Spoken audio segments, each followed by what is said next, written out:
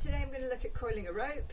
There's heaps of ways of doing this. This is just one way, and I'll explain later on why I like it. So, got the end of a rope here, and I'm going to hold on to that firmly on that one end. Let it slide through my hand on the other side to make two sides of a triangle. I now need to make the third side, so I'm going to hook it with my thumb, let it slide through again, so I've got the third side of the triangle, and then I can pop that over my head. And I'm going to keep on alternating my thumbs. This time right thumb, let it slide through, make a full triangle over my head, left thumb, and so on. Now, every time I'm pulling the rope, I'm making sure that it's the same tension, so the loops stay the same size.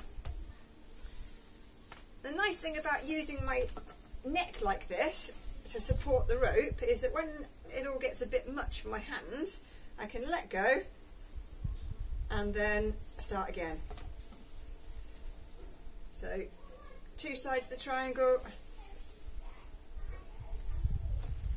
I'm doing it exactly like I was before.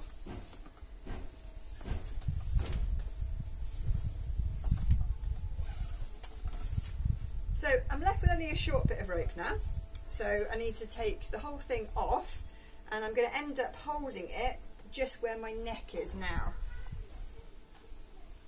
And just take a moment to make sure that everything's looking the same length, which that is. And with my spare bit now, I want to wrap it round, spiralling from about this height up towards my hand. And there's lots of ways people like to do this, but I tend to end up using my knees to pinch the rope to free my hand so I can keep on going. Just check that's even.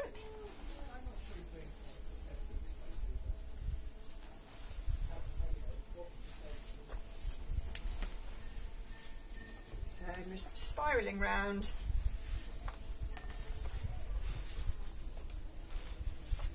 That's nice and tight. I've only got a short bit left, so I'm going to grab it with my fingers, pull that little bit through, not going all the way, just so I've got a loop, and then pop that over the top.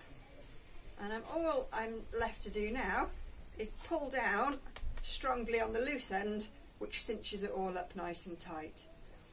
So I mentioned I'd explain why I like this method, and one reason is it's really secure for keeping in a rucksack. So because I've pulled down tight, it's cinched in, it's not going to come undone and unravel and get all tangled. And the other reason why I like this method, if I just loosen it off again, when we come to use the rope, we're always going to have to flake it on the ground so it's ready to go. So what that means is just basically piling it up into a heap so we know there's no knots or tangles. And because I've started at one end, when I lay the rope out like this and start to flake the rope out, it should come off the pile nice and neatly without any tangles. Now, sometimes when I start in the middle, I can find that if I'm coiling from the middle, once I lay the strands out like I just did, it can get a little bit tangled in itself. So just something to consider. But comes off nice and evenly. Rope's completely ready for climbing or whatever else I'm doing with it. And yeah, nice, neat, handy method to practice. If you've got any questions or you want to share other methods, then just let me know. And thanks for watching.